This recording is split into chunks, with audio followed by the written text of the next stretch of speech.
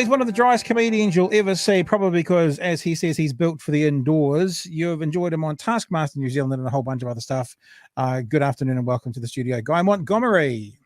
Oh, a good afternoon and welcome to your studio, Pat. How are you, man? Good, man. You are built for the indoors. It's a quote that I heard you say once.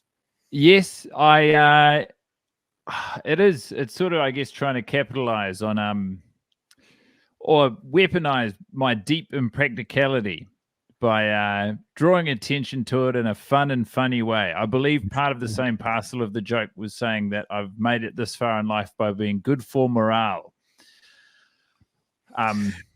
They're sort of bedfellows, those two ideas, I think.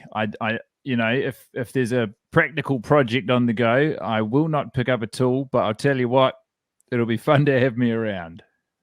You're not a very practical person. I'm sure as shit not. I've gotten DIY in the last kind of 5 to 10 years, and everything I've done has been, you know, it's work, the odd table here and bench there, but you know, I'm a let's call someone in to do something in 2 hours. It would take me 2 weeks to get done. I couldn't agree more, and I think you know, especially in our relationship, my partner is much more practical, and so when we do tasks together, you know, you jeopardize this beautiful thing you've carefully built over the years when you could just get a professional. If you're lucky enough, you can just get a professional to take care of business for you. Yeah, I mean, and the thing is, it's not for lack of opportunity. I've spent a huge amount of time in my house recently, literally, you know, looking for a hobby. And I'd always sit around and be like, oh, you know, my friends who are practical, I'd be like, God, I wish I could do that. It's so cool that you can do that. But if I truly wished I could do it, I would have at least started educating myself by now. Yeah, and I hate those people who are like triple threats. Like I've got a friend who's a documentary filmmaker and a graphic designer, and he makes stuff in his spare time. Like he does stuff in woodwork, and you look at the stuff that he makes, like he made his TV cabinet, and you're like, so how much did that cost you? I made it. His daughter's like a dresser table that flips down and turns into a desk, and it looks like it could be a $700 desk from some flash store. Yeah. He just whipped it together in one weekend, and yeah, hate those people. Hats off to the guy. I mean, I envy them. I don't begrudge them that though. They've worked. Everyone's got certain specific things that they bring or that they are more than capable at, and you know, by and large, I always imagine that such traits are earned. They've spent the requisite time to be able to construct those things, to learn and then to execute them again. Like, it's fucking impressive. What was Liam Neeson's a special set of skills? Everyone's got a special set of skills. Just someone's got more special sets than others. Yeah, or more visible ones. You know, like what good is it being able to arrange words in a funny order when you're trying to build a desk? It's a waste of everyone's time. Have you ever put up a tent with your partner? Because that to me seems to be the utmost test to do with working with your partner, completing a task and staying together. So you either haven't or you've done it well. It can't be anywhere in between. Yeah, we did it New Year's just gone by. We were staying with some friends for New Year's, and we didn't have a tent, and we thought this is like this is what you do as a family. You buy a tent so that you have a tent and you don't need to keep scrambling around every summer. Down to Kathmandu. Yep, that's right. They're always having a sale. We bought it. We did a training run at home away from prying eyes, and that was a great collaboration. And then we arrived we were staying with some friends in Gisborne, and we arrived like late, we had an hour before the rain set in, or less. And so we had to do it under duress with an audience. We were the last people to arrive at the house. And honestly, I don't have any negative memories. I'm sure maybe my partner remembers differently, but I think we navigated it with good grace, you know, good spirits, aplomb. Tim Batt was actually at Tim Batt's. We were staying with Tim Batt and his wife. And so Tim Batt came out and volunteered his help. And I think having a trusted intermediary can always help diffuse any opportunity for misunderstanding. I think that's right, because also you don't want to look like a dick in front of your friends. Like you don't want to yell at your partner and have your friend go, "What a dick!" So I think there's the tempers any flare up. It's like having a bottle of water right there in case any sparks start, just to be able to tip it on quite quickly. That's why I love that movie, You, Me, and Dupree. I'm always like, everyone needs a Dupree. You got to have a third person there just to keep things chill. But, you know, the whole premise of that movie was the opposite. It was ridiculous. Hey, well, I guess it's an appropriate time, speaking of tasks, to jump into Taskmaster. Got a pretty cool shot there of the crew that you were on, and that was our broadcast this year. And I have to be honest with you, when I heard Taskmaster was coming to New Zealand, maybe much like yourself, maybe much like many of us who are just in love with the UK version, a lot of us were kind of like, oh, when we try and recreate things around the world, you know, is this another Top Gear Australia, or is this another, you know, I was just trying to, Kath and Kim America or whatever, but really good, really enjoy it. And can I say, for the second series, I didn't watch as much of the first series, but you certainly made the second series much more, not more watchable. It's no disrespect to any of the others, but I think it's a really good version. And I think rather than making those disgustingly, inappropriately nasty comparisons, it might be a bit more like, you know, The Office US, which I think we'd all agree was a very good version to come away from The Office UK. And I think the New Zealand version is pretty good. So tell us about your experiences. Well, thank you for that kindness. I was, I mean, not unlike everyone who loves the format. I was so excited to hear that we had it. And, you know, as with like so many adaptations, and New Zealanders are so unforgiving of New Zealand comedy. You know, there was trepidation or caution, or not caution, but like, you know, it's not just the pressure of us rebooting a beloved format, but also I was friends with like everyone who was, you know, largely creatively involved. And so it's like the extra level of trepidation where it's like, I hope on behalf of everyone, like all of the fans, all of the people who work, so, you know, like, because when you make a show, the same amount of effort essentially goes into making the good show as the bad show. You're not deliberately making a shit show. And so, like, I just wanted so badly for it to work. And I really, like, I remember watching the first season. I went to one of the records and, like, was really pleased. And I felt, especially over the course of the whole run, it really started finding its feet. And in that momentum, you know, there was a big layoff between seasons, but I felt really continued.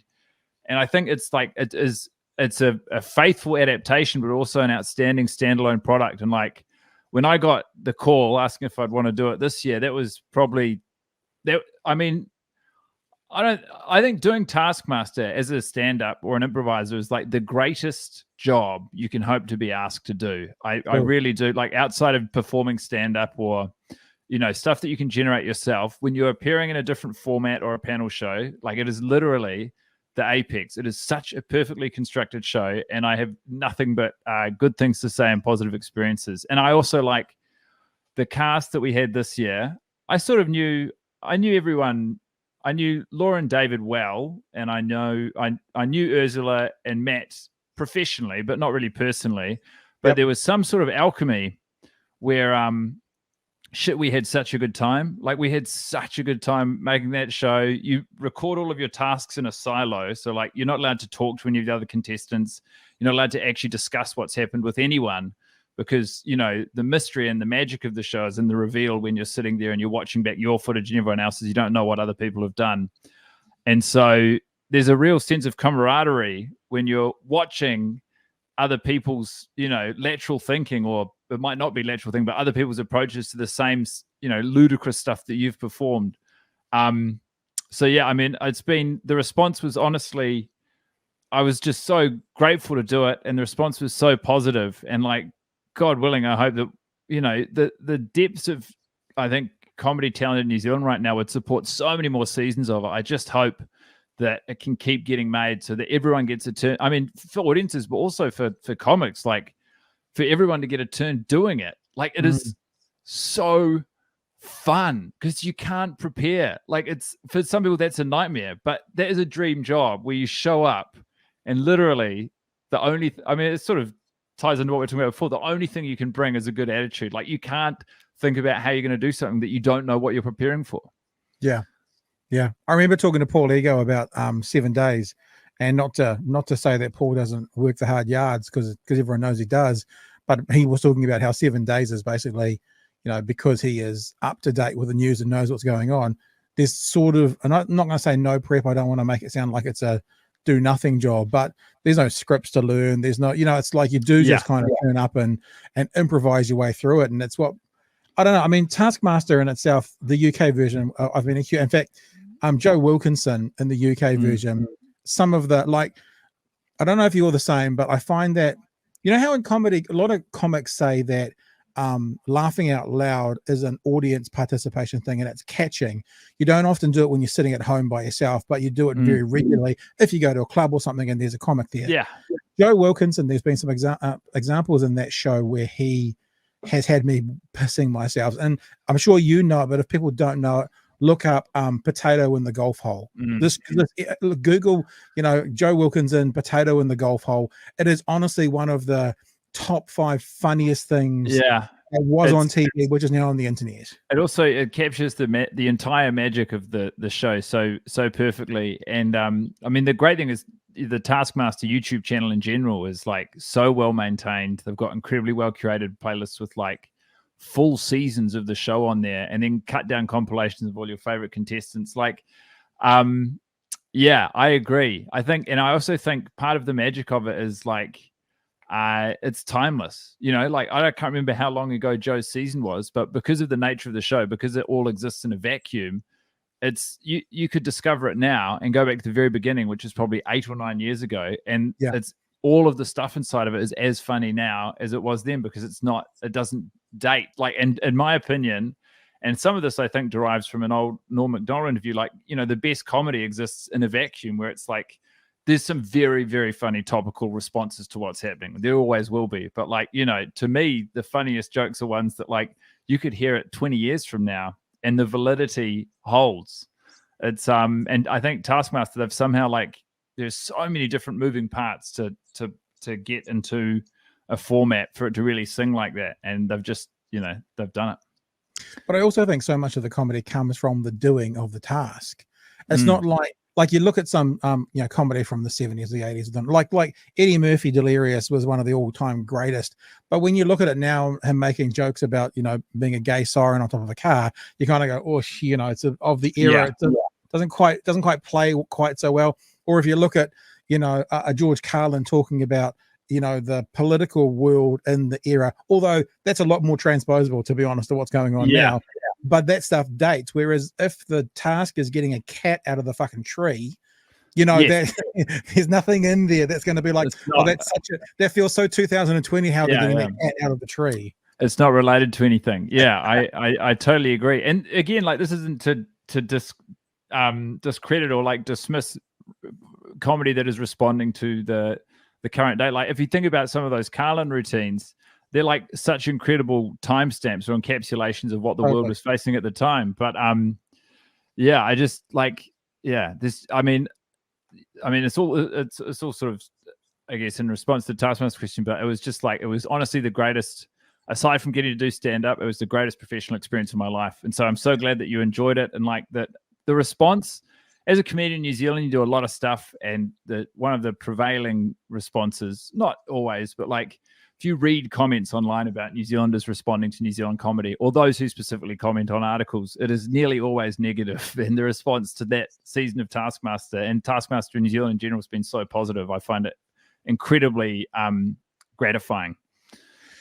Not that I want to spend the whole hour talking about Taskmaster, which I probably could do, but the T-shirts. Just tell me about the T-shirts. For people who haven't seen it, explain it. And I didn't see every episode, so maybe you said in the series how you got them, but explain the T-shirt gag that you ran right through the series. Well, I never explained how I got them. And the T-shirt gag is you get to choose a task outfit. So the way that they shoot the show is you do 5 days of tasks, which you exist in a silo. You just go to set and you're by yourself, and you get to choose an outfit, and you wear the same outfit every day for that, so that they can edit it together for continuity. Because obviously, the order in which they choose to broadcast a task isn't necessarily the order you shoot them in. And I'm friends with Paul Williams, who's the Taskmaster's assistant. And I remember thinking, wouldn't it be fun to show up and break Paul? Like, wouldn't it be fun to just be able to, because he's so unflappable. And he's such a, like, he's a really unique guy. And I was like, it would be fun to show up and sort of catch Paul off guard in some way. Because he likes very silly, low consequence pranks. And so I thought, well, I could show up. I think my initial thought was I show up with a photo of myself on the t-shirt, but then I thought, well, that's almost funny, but not quite. So it'd be funny to have a photo of Paul and then arrive, and Paul doesn't know, and he'd see it, and you get to see him be caught off guard. And so, and I will never reveal my source, but I turned to someone, as Paul says, in his inner sanctum, and I said, "Have you got any photos of Paul?" And they sent me a Dropbox link, which was an absolute treasure trove of Paul Williams. We've got Paul Williams through the years, pretty much from birth until I would guess he graduated high school. And so I chose this photo, which if you're watching, you can see here, which is like a yearbook style photo of Paul, I would say knocking on the door of puberty.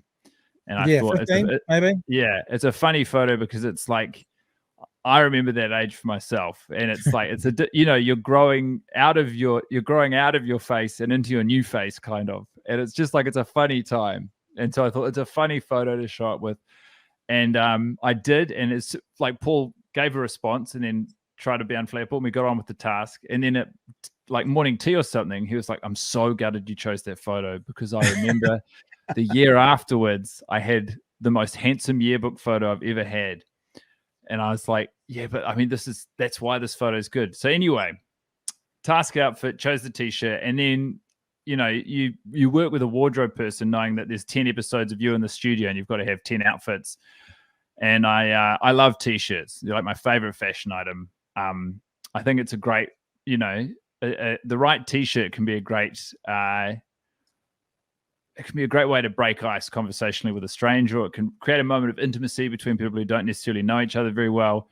I thought the best thing to do would just have a run of different t-shirts, and I had this chronological sort of diary of Paul Williams through the years. And so I got 10 different photos of Paul from infancy until present day Paul, printed on 10 different colors of t-shirts, and I just wear them into the studio. And that's the story of the t-shirts. Like it's also in the first episode, I think it was acknowledged, and I got to surprise Paul. He didn't know that was happening again. So there were two surprises. I wore an overshirt for the first break, and then when we came back for an ad break, I took it off and revealed it, and he was again surprised. And then obviously he saw it coming every time, and it stopped being talked about. But even that, I think it's better to not, with time, to not acknowledge it. To just, for those people who notice or care, they notice it and they can look forward to it every episode. And if I like jokes like that not everyone has to see or understand, but if you get it, it's a nice little treat for you. It becomes an in gag for the people who have been with you since day one. So if you jump in on episode 4 and it's happening and no one's acknowledging it, persons are like, what's this? What a weird t-shirt. Whereas the people who've been with you since episode 1, it's a little in for them. Yeah, it would be slightly disorienting, But I mean, the thing is, like, if you look across the seasons, like in Rose's season of the UK one and season 9, when they all wear the tuxedos, like there's so much opportunity for interplay inside of the studio. So it's just like, it's fun to get to be a part of the wider Taskmaster comedy universe and bring your own little things to it. One of the things I love about UK comedy scene is the panel show. They seem to be the masters of it, so much more than the American comedy show. American comedian world seems to be more about the stand-up and the special on HBO or on Netflix or whatever. Whereas the UK has that, but also the panel show seems to be a bastion of comics in the UK, more so than anywhere else. I remember Carl Wilson when she got on QI, and she said in a Twitter feed, I think it's called the strap line, like the thing you have at the top of the television network, like what's coming up tonight. And she had taken a screenshot of it and said something in her, Twitter account or Instagram account about like the proudest strap line I've ever had, or whatever the correct term is for that thing, because they had a picture of her and the other contestants for that night's episode of QI. And I was just thinking, as I was watching you and thinking about you and Taskmaster, thinking about the panel show and that kind of stuff, if you could pick some things to do, like through your career, whether they be New Zealand or internationally, what kind of thing are you led towards wanting to be a part of, to perform on, to be, in on the thing? If you could wave the old comedic magic wand to get into whatever you wanted to. It's definitely, for me, it's all still driven by stand-up. I say still, all going well. Hopefully that will be the case forever. But like to be to be like in command or in top form as a stand-up and like stringing together these ideas. And I like the fluidity of performance between like something that you prepared and then something that's happening. You know, it's always live in the room, so something there. But like, I mean, I would love to get a special. I don't even know where it would land or how you go about it, but like, I would love to put together an hour show, either, you know, from scratch or to compile what I think are my best jokes over the years. To have something put out into the entire world to enjoy would be incredibly, like, that will always, until I achieve it, that will always be probably top of list for goals. And then also to tour. I mean, you know, nationally and internationally, I think in New Zealand, it's quite a challenge to earn the bulk of your income as a stand-up from stand-up. Like, For sure.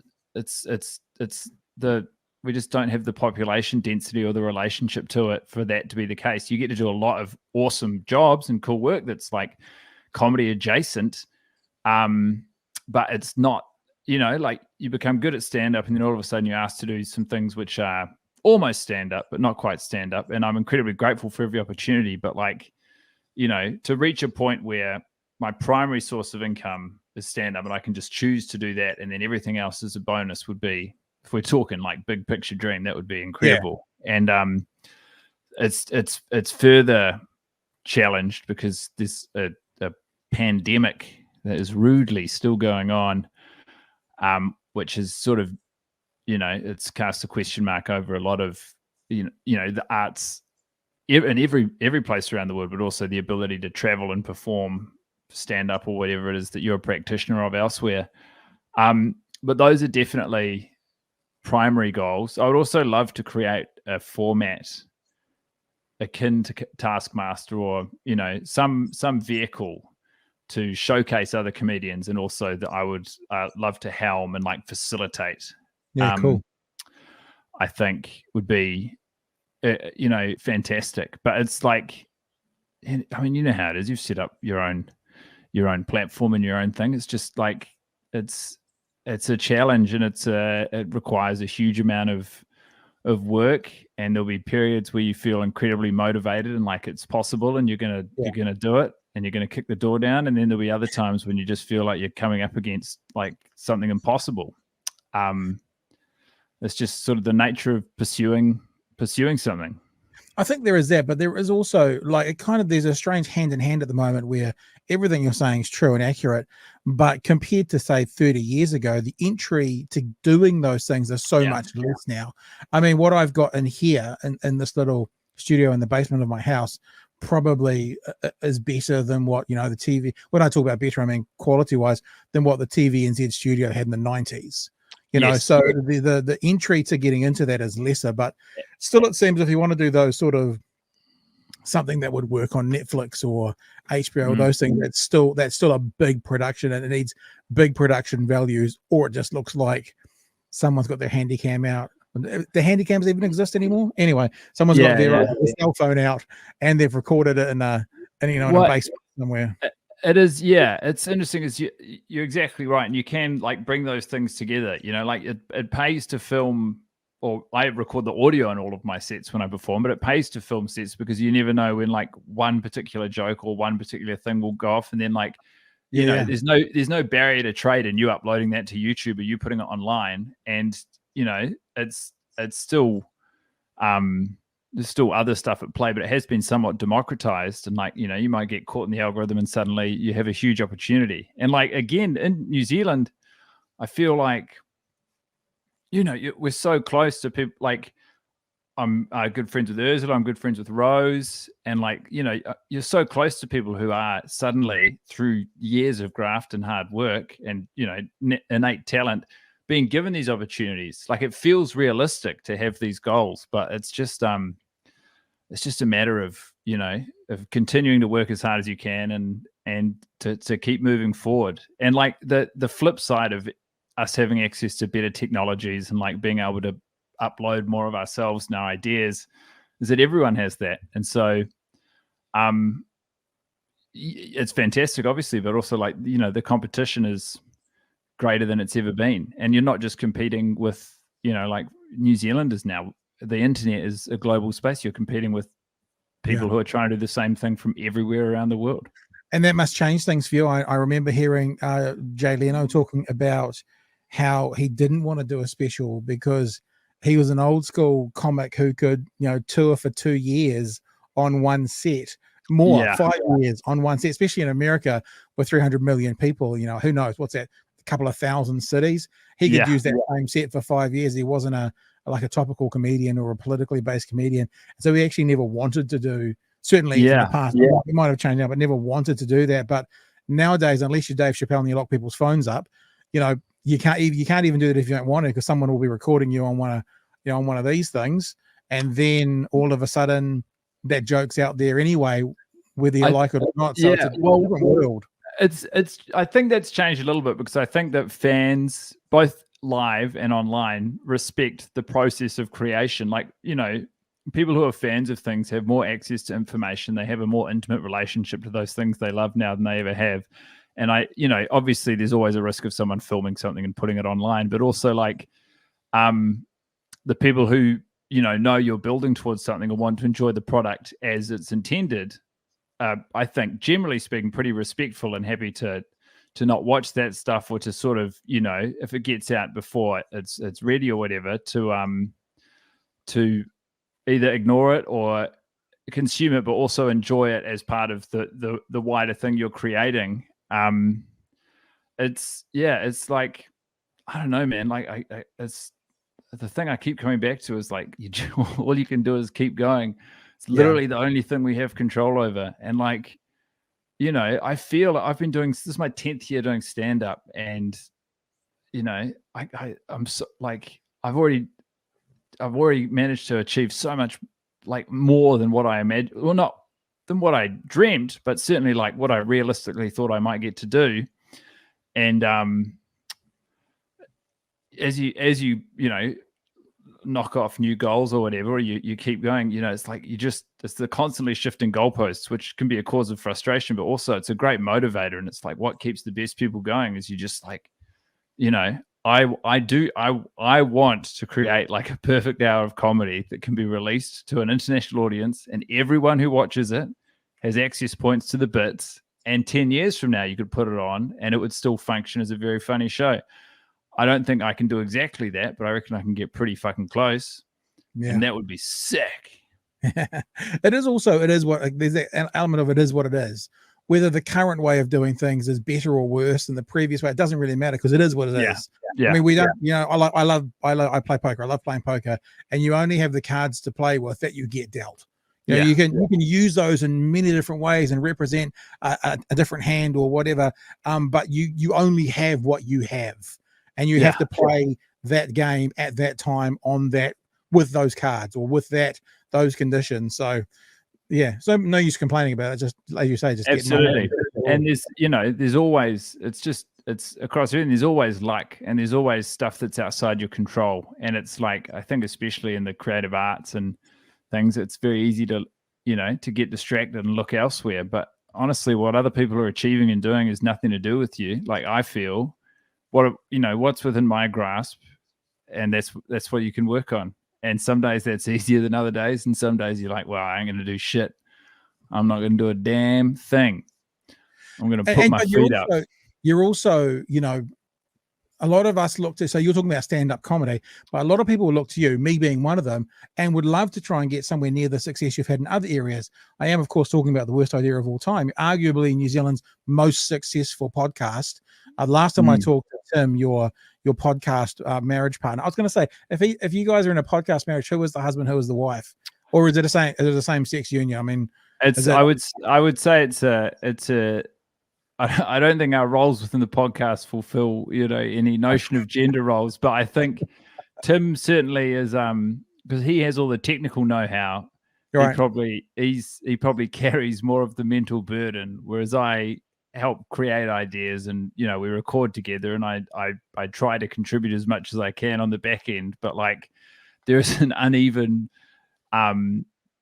dispersion of load bearing, I think, just because it's a practicality thing. I never learned how to edit audio.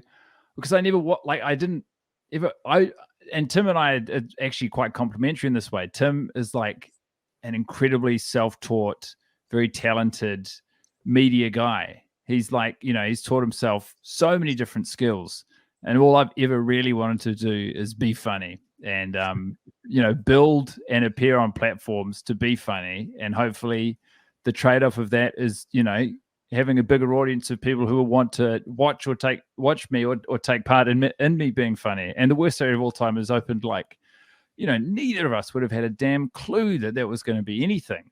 But we've been, we've worked hard. We've put out a lot of content, some of it really good, some of it absolute dog shit. And, it's interesting because it's just a fact of my life. I don't even really think about the size of the output or what we've actually mentally put ourselves through to create some of those seasons. It's just that is part of what I do, and it's just how it is. Am I right in thinking there were some episodes that you decided to do up a tree? Was it you guys? We did. Yeah, it wasn't actually an acid trip or something. Was it like, should we do something a bit different today? Close to.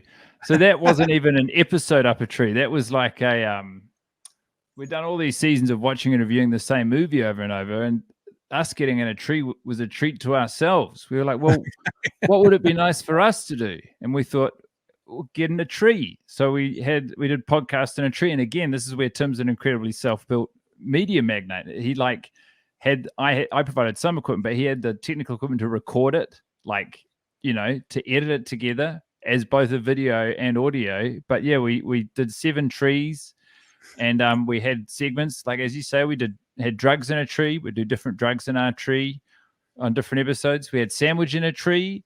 We would eat different sandwiches in the tree. We had podcast in a tree, guest on the ground. We would get a guest to stand on the ground and talk to us while we were in the tree. It was and the response was amazing because so much of our audience and our podcast has been built on our, self-torture. It was very nice to just do something which was Tim and I hanging out in a tree. It was so nice. And I honestly believe that the best way to listen to the podcast is in a tree. So the In the Tree episodes or in the Tree podcast should be listened to in a tree. 100%. Okay. And I just want to say, for people who aren't quite up to it, I sort of interrupted my own train of thought there about talking about Tim. I was going to say the last time Tim was here, I think he was talking, or I think the research said over 10 million downloads. Don't know where it's at right now, but arguably New Zealand's most successful podcast, surely, certainly one of the top, if not the top. And it's basically you guys picking a terrible movie, watching it every week, and then doing a podcast after it. And that's the self-flagellation you're talking about, how much abuse you're giving each other. That's the abuse you're talking about. Yes, yeah. It is an incredibly sort of, I guess, psychologically interesting way of publicly losing your mind or challenging the limitations. We did Sex in the City 2 for a year, so that's 52 screenings. We've done Sex in the City. After that, we did that for a year, which is 52 screenings.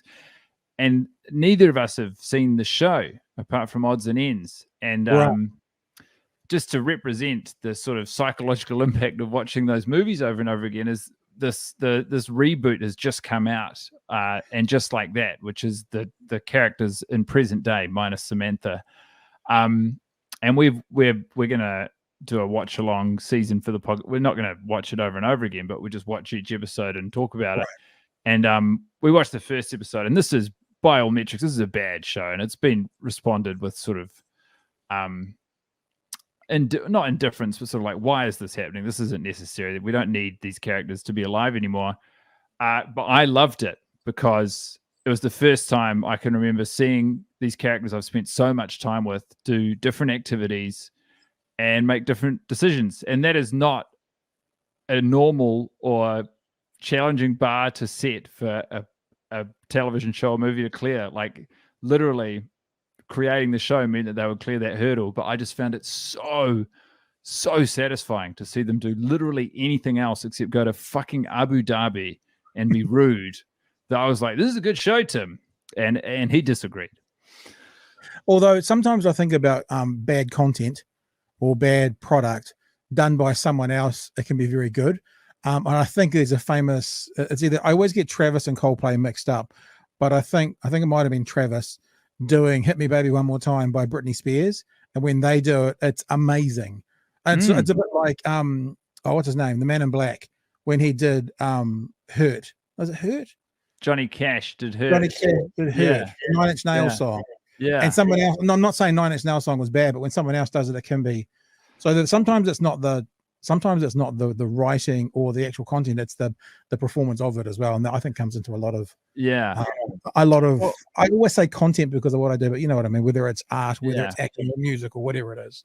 When it's in it with all of that stuff. When you make something and you release it, it's not really your thing, and you know, like how people interpret it and what they do with it it's not in your hands anymore. You've got your understanding of what you've done and your interpretation of it, but once it's in the world, it's not really up to you how people feel about it. You can hope that they like it or hope that they see it on the terms you created it, but like that's their call. They're in the middle of their own freaking life. I had a suggestion for you. I'm gonna have to look it up while I'm talking here. I'll see if I can multitask. I don't remember what the name of the movie is, but I can find it very, very quickly. Because I had a look at a movie the other day. It popped up somewhere and I saw it and I thought, oh, that almost seems interesting. So I'm not being rude, not looking at you. I mean, why don't I just I'll do my searching whilst up there so everyone can see. There's a movie starring John Travolta. That's already a check mark. I see. Is it old or new? No, it's really new. I did filmography, didn't I? Filmography there. And the reason I was interested in the here, it's the Fanatic. Oh, you know what? We've seen it. We watched it.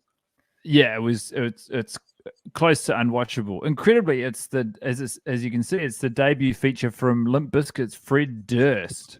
Who would have thought he wouldn't have written and directed an absolute scorcher? I know he wrote it. I don't know if he self-funded it, but he got John Travolta to play this autistic sort of guy. Yeah, a very odd guy, and it was bad. It was a bad movie.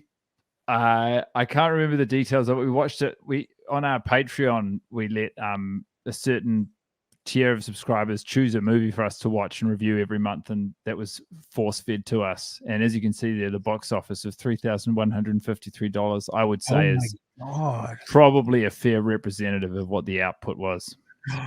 I never saw that. Like I looked at it, and I'll be honest with you. You know, a boy of the '90s. I saw Limp Bizkit. It's a curiosity. Yeah, and I saw Fred Durst, and whilst I'm not suggesting he's one of the great musical artists of our era.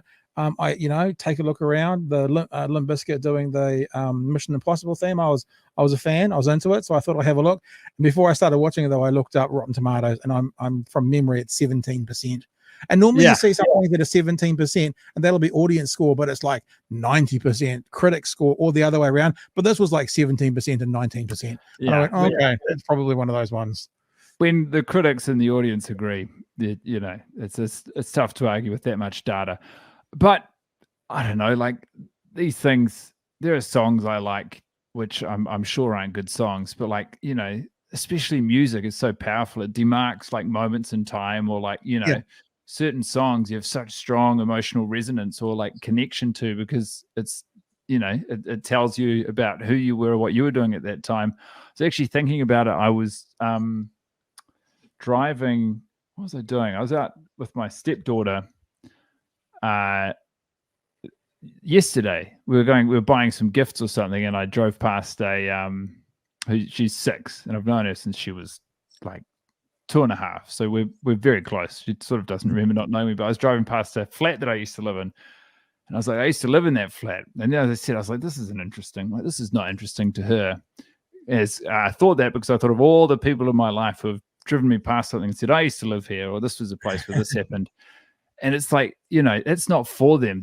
But for me, driving past that house, it's like, I'm back in time and I'm remembering so many things at once. And to her, it's just a house on a street. It's like, why are we looking at this house? It's not necessary. And that's everything. Everyone's doing their own thing. And it's interesting for them, but it doesn't mean it's going to be interesting for anyone else. No, and I think you're right. But I like the idea of thinking about that music you know, I don't want to sound like I'm from Classic Hits or whatever, but they talk about it being the soundtrack of your life, because it does identify some moments. And the thing that frustrates me most of all, I've got pretty much all teenagers now.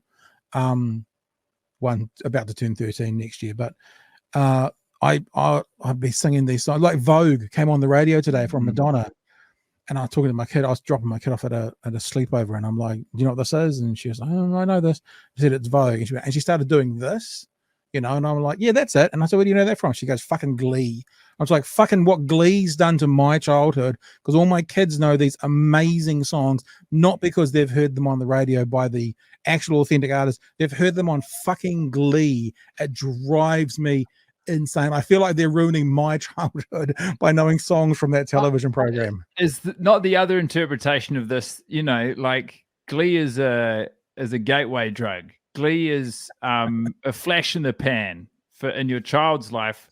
They come across something through Glee, and if they really like it, or you know, later in life, they might listen to a full Madonna album and be like, "Oh wow, who knew that one song they sang for a little bit in Glee came from like something so seminal?" It's like, you know, these things, even though not everyone receives stuff as we might want them to, it can represent a passage to enjoying it in the way that you might want them to. But again, it's like, what can you do, man?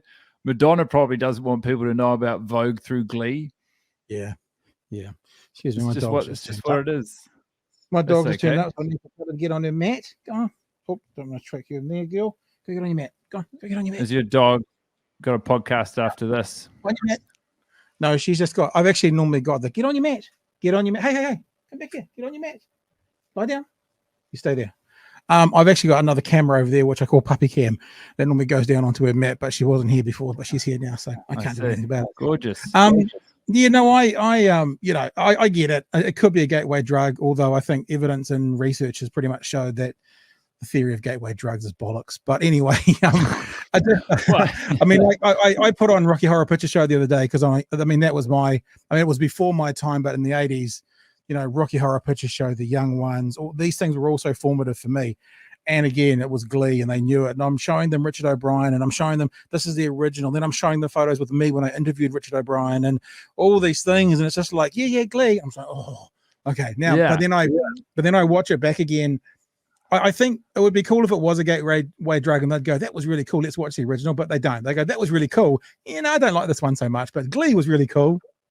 Yeah, but it's a different times. Like if I remember having an argument with my dad when he drove me to school. I would want to listen to my S Club 7 CD.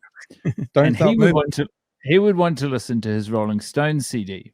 Yeah. And we would have an argument about which was the better band. And anything that my dad liked was boring dog shit. And it didn't matter what an overwhelming body of evidence he had to suggest otherwise. In this instance, the Rolling Stones discography.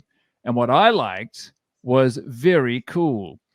And we'd have this argument, and like I could see it driving him insane. And then now, and actually, I remember when the Rolling Stones toured, there was the Bigger Bang tour. He said it was, I can't remember how much later it was, but he said, if you apologize and acknowledge to me that the Rolling Stones are superior and the S Club 7, it's not even just that they're superior in the S Club 7. I think I had to say S Club 7 are bad. He would buy me a ticket to go and watch the Rolling Stones with him. And I was happy to take my medicine. Okay. You know, like, it's just, I feel when you're older, you have the ability to enjoy what you enjoy in a much more uncompromised and honest way. But when you're younger, it's run through the filter of, you know, how it's perceived and what your friends like and so much other stuff that it just means that you're going to have a different relationship to it. And like, you can't, you know, force the timing of when your children might enjoy the Rocky Horror Picture Show on them. You know, it might be 20 years from now. You'll sit down. That's why you have, but isn't that why you have children? To make them enjoy the things that you like? Isn't that the driving force behind what you have children for? To mow your lawn and enjoy what you enjoy. I think it's a great reason to have a child. I don't think it's probably I don't think it's a very gratifying way to raise a child. I tell you what, I have a great relationship with my ones because they've got to a point where they trust me now. So like Yeah. I'm sadly, and probably half the movies that would be on your terrible movie roll are movies I enjoy around Christmas. I have an affinity for Christmas movies. I love Christmas movies. And my kids have got to a point now where I've shown them enough movies from the 80s or just my choices that they trust me. And so we've got to that point. That must be an incredible feeling. Yeah. So now I go, do I ever steer you wrong? And they go, no. And I said, well, come on, honestly, Pretty Woman, you will love it. And then I've got a 15-year-old who's a bit of a romantic, and she's just like, oh, this is the best movie ever at the end of it. Like, we watched The Holiday the other night, which is the Christmas movie we were watching on the night. So with Jude Law, Jack Black. Yeah. It's an amazing cast, actually. Amazing Cameron Diaz and Kate Winslet, are they the four? Yeah. Dustin Hoffman has a cameo in there as well, and all sorts of people. But we watched that the other day, and a lot of people think it's a terrible movie. But like when finally Jude Law and Kate Winslet kind of get together, my 15s were like, like falls off the couch. And so I know what they're into, and I can mirror up to things that works. That's nice. Congratulations. I can only imagine how rewarding that is for you, especially when I weigh it against your frustration that they keep stumbling into Madonna through Glee. Well, now speaking of that though, now that you're a grown ass man, you look back and you go, you know, Hannah from S Club 7, she's a bit of but actually looking at I was probably working for More FM while you were listening to that. Looking back now, I'm sure you'd agree with your father as when it comes to which is the better band, I'm sure. Oh, sure. Absolutely. But that doesn't remove the validity of my opinion at the time. Like the passion and fervor with which I was arguing my case was, I wasn't deliberately antagonizing him. I just believed that that's what it is. And it's like, I think it's the spirit of that thought I try to carry forward with me, where it's like, you know, it's not up to me to dictate what anyone likes, which my stepdaughter likes, or if I was to have a child, what they like. You know, it's like you just take it on face value and you think, well, you're doing your own thing. The cool thing about having a younger one when it comes to movies and stuff is you can still go to all the kids' movies. Mine are a little bit getting too old for that now. Whereas I quite enjoy taking when they were all single figures, going to those kids' movies and stuff with them. It was a bit of an outing. The Pixar movies are like, they are so good. But we watched Soul. You know, I haven't seen that yet, but my kids have. Soul was amazing, but there's no way that is made for a child. Like, it is an incredibly existential and like quite a thoughtful or esoteric film. And I'm like, I don't care, but they're fooling themselves if they think that they're making that for an 8-year-old to go and sit through. It's got some moving images and some cool sounds, but that's not for a kid. Well, I mean, there's another one on Netflix at the moment called Klaus. I don't know if you've seen Klaus, but it's kind of the 2019 Netflix Christmas movie take on where Santa originated from. It's fucking amazing. Like, it's amazing. And I was looking up out of interest the other day, you know, top Christmas movies to watch, and I think on Rotten Tomatoes it's like a 96. It's like, honestly, it's really, and it's a really good story, and it's a really clever story, and it is for kids. So, but there is, you know, I think it kind of, you probably started with the Flintstones, but probably properly with the Simpsons, where there's that through line of adult humor that the kids aren't really into, but it's there for their parents to watch with them. There's plenty of that kind of 2 level in Klaus, and it's great. Yeah. That line is, if you can crack it, it's such fertile and like rewarding ground. Like SpongeBob is, you know, the institution it is for a reason, because they're hitting 2 audiences at once. And like, so when I think of SpongeBob, I also think of some of the grotesque like animation styles with the super close-ups on it is like, I feel like taken from Ren and Stimpy, which was also a Nickelodeon show. But like, I'll sit down and watch SpongeBob now. Like, I'll pointedly put it on for myself just because I think, you know, when it hits so hard. And Tim and I actually went to Tim Batt and I, we did for the worst idea of all time, we made a pilot for YouTube Red, now defunct streaming platform YouTube Red, which involved us for the pilot. We sort of visually adapted the podcast, and we invent method film reviewing. And so to review a movie, you've got to live, eat, sleep, breathe the movie. And we chose to do Teenage Mutant Ninja Turtles Out of the Shadows. And to review it, we spent a week living in an abandoned subway station in New York and eating nothing but pizza and like staying underground. And the first thing we did, we organized it so that the day we came off set and finished the shoot is we went to the opening night of SpongeBob SquarePants, the musical on Broadway on magic mushrooms. And there were a few things that we didn't get wrong, but just didn't anticipate with that decision. Namely, that SpongeBob SquarePants is in fact a show for children, and that we were in the front row of an ocean of parents and children as two, visibly enthusiastic and quite standy-outy figures from New Zealand. Now it takes me back. All of the performances were on point. Yeah, it was brilliant. Very cool. Hey, announcement today. We're recording this on Monday afternoon. Just had the announcement. You're based in Auckland, eh? I'm assuming. Yeah, that you guys are going to Orange on December 30th at midnight. Have you heard that yet? No, I've been seeing the news all day. Breaking news for you then, my friend. You're heading off to Orange. Does that change anything for you? Does that change anything for work and stuff to do with? I'm sure it will.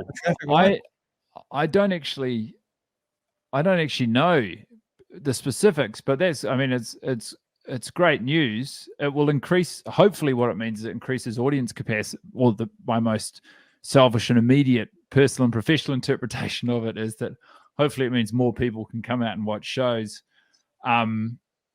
But I mean, it'll be a relief for a lot of people, I'm sure. Yeah. That's great. Yeah, I think it jumps it straight away to, oh gosh, I had this because we're Orange and Dunedin. But I think if you don't have the passport, you can have up to 50 people in a space at the moment. And if you do have the passport, you can have up to, is it 100 or 200 or something like that? So the Queen Street, what's it called? I was going to say the Comedy Club. The Classic, the Porn Star theatre. You might be getting a few more bums on seats, which would be great. That would be so good. I actually have not. I received my information like I have just now. I don't watch on random people's podcasts when you're a guest. Yeah, Crumbs, you must have a lot of these then. Only way I consume news. I don't like watch the presses or anything. I wait until I can read a summation, and like even the traffic light system. I don't know the particulars of the different settings or whatever, but I just I take what's in front of me. I found it was one of the ways I could cope with the extended lockdown was just like, again, it's sort of similar to the professional mantra of like, I don't have control over any of this.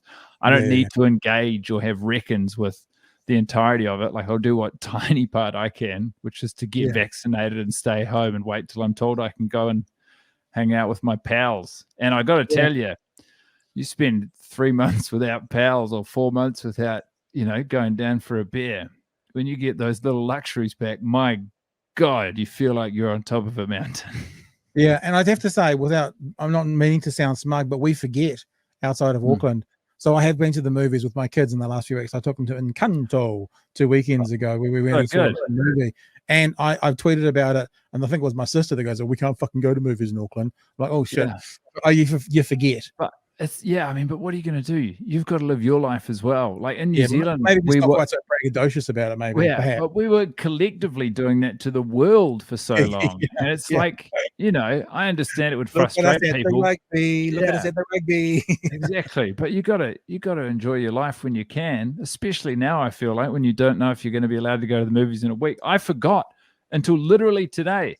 I forgot I could go to the movies, and so this morning I was like, what am I going to do tonight? I went on flicks.co.nz and I was like, there are a lot of good movies I could go and see. Yeah. And I'm going to go to the movies. I'm deciding between I think it's called How to Die in LA, which is like an 80s action flick I haven't seen, starring Willem Dafoe, and the new Bond. Yeah, I haven't seen the new Bond yet either. But I noticed that, and I'm not I'm not addicted to Bond, but since Craig came along, Daniel Craig, he's changed it to being a bit more gritty. So I watched the first one, but I can't remember whether I've seen the second one, and there is definitely carry through from the second to this one. He's done whatever he's done. From the last one to this one, there's some carry through because there are some characters. So I feel like I need to go and if I haven't watched it, watched the last one, if I rewatched it, to rewatch it before I see the new one? I don't know about all that. It's Marvel Cinematic Universe shit to me. Like, I don't Yeah. need to have seen 10 movies to enjoy one movie. Just let me go to a movie and enjoy the movie.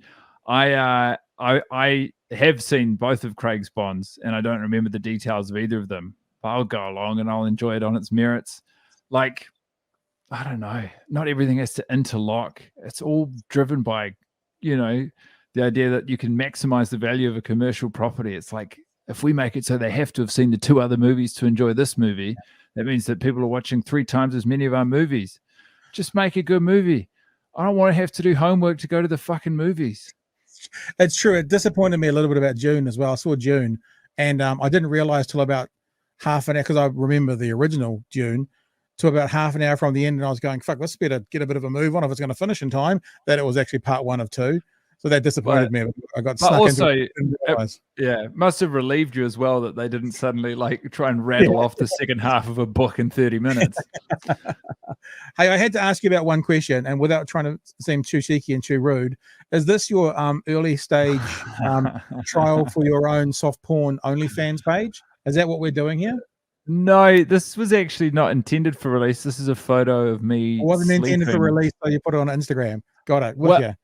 So I sleep like that. I go to, not always with the arms, but I go to sleep with my legs crossed and on my back. I find it to be quite a relaxing position. Like it's almost a meditation position, I think. I often will have my hands interlinked across my chest or stomach.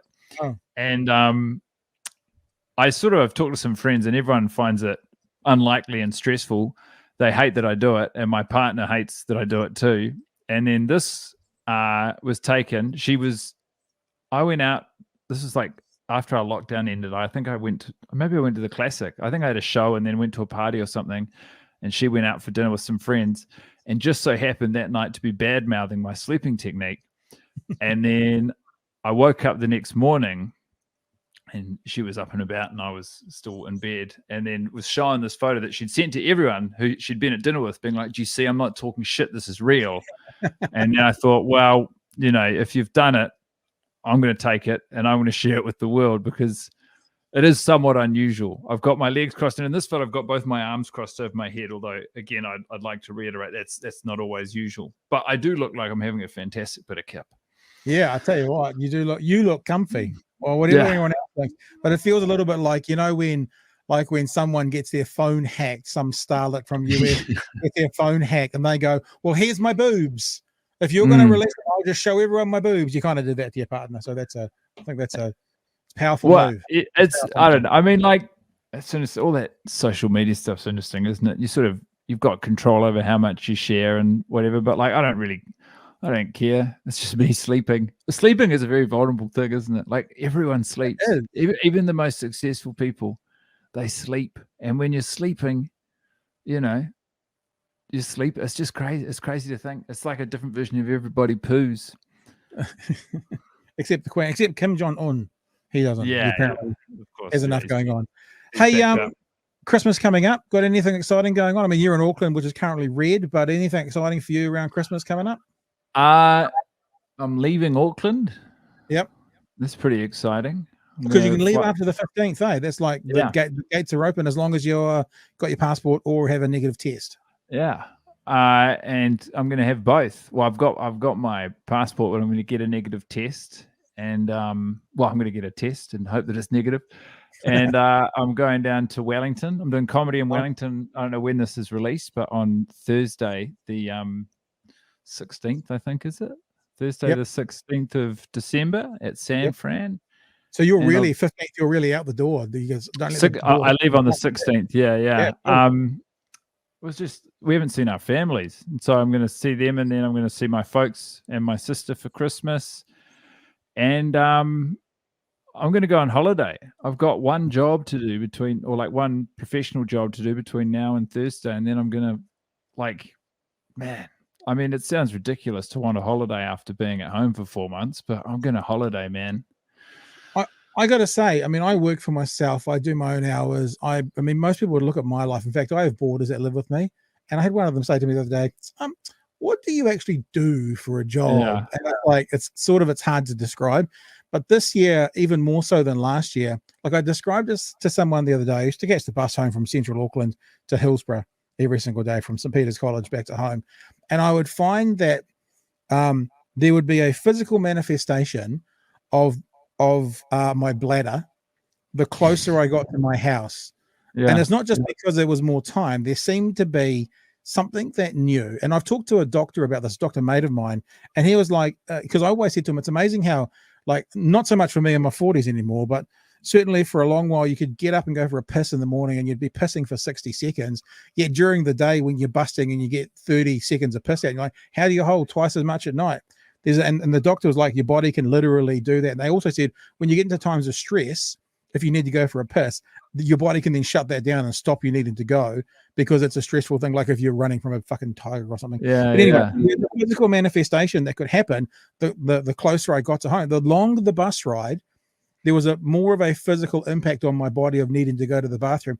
I feel like this year, the longer the year has gone, I feel physically sort of more and more exhausted. I'm not going to go, I don't physically need more of a piss, but more and more exhausted the closer to the end of the year I get. So from someone who hasn't been in red for 4 months, I fucking get it, man. I mean, this year, more so than last year, I just want to go, I want to back up some podcasts and just turn everything off, put my laptop down in the studio, ignore it, and just go up to Central Otago, go for drives, hang out around the house, go to the beach, and just do nothing. I really feel like for the first time in a long time, I really need a holiday. And I've had probably half the stress you guys in Auckland have had. Well, it's impossible to say everyone's fighting their own battles, but yeah, man, I hear you. I'm just so excited to to just chill out. Like I'm so excited to visit my parents and not do a damn thing. My God. And is that Christmas Day? Christmas Day with the parents? Christmas Day with the family. Yep. And, is that Wellington? No, that will be in Arrowtown. So I go to Wellington before Christmas to see my partner's family. Yep. And then I fly down to Queenstown and go to Arrowtown and stay with my family. And it's going to be red hot. Have you had conversations with your partner, or how do you think you're going to be received coming to the South Island? Because, there is a sector of online fucking, I love Dave Chappelle's last special when he talks about, there was a hubbub on Twitter about it, and he goes, but I don't give a fuck because Twitter's not a real place. I love that line so much. Twitter's not a real place, but there is some conversations going on about, if you're from Auckland, stay away. Have you heard any of that? Do you have any kind of thoughts around that? Have you talked about your partner with that? We definitely spoke about it, which is why we want to get tests. But fuck it. It's not quite that, but it's like I'm gonna be as respectful as I can, but I'm gonna visit my family and I'm gonna have a holiday. Have you asked Santa for anything in particular? What's the perfect present? Perfect present? I don't know, man. Like I don't really mustache comb. You rock the mustache, eh? I was meant to have it off for the year. I grew it back in lockdown. I'll probably shave it off. I honestly, I don't want for a lot. I'm just excited to be with my fucking friends and family. I don't have I feel pretty lucky. I bought a new bike. I bought a secondhand bike, which is not as good as I wanted. So maybe a better bike, but I'll probably have to take care of that myself. That's okay. What about you?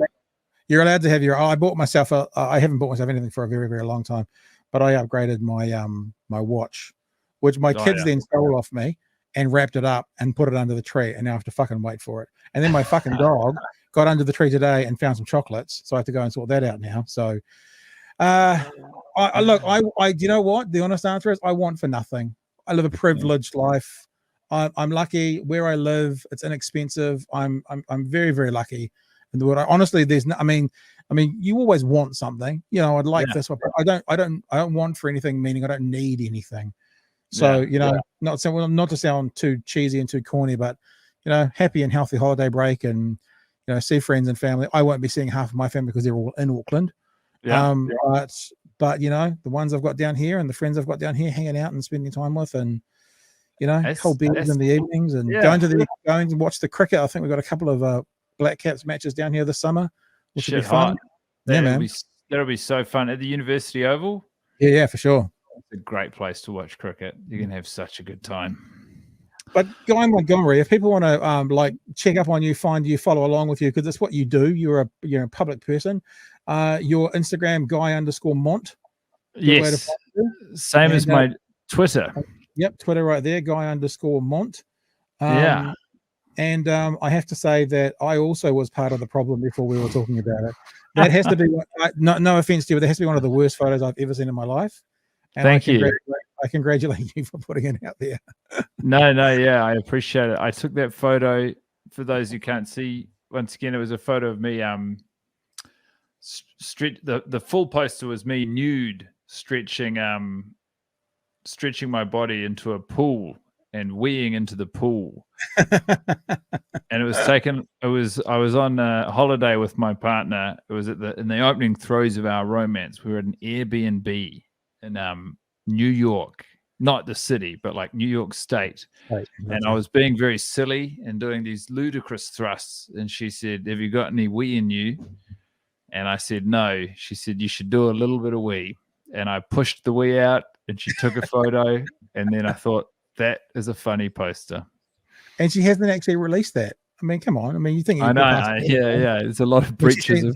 She seems to have history of passing your photos, man. Yeah, breaches of intimacy here. But no, very respectfully left that up to me.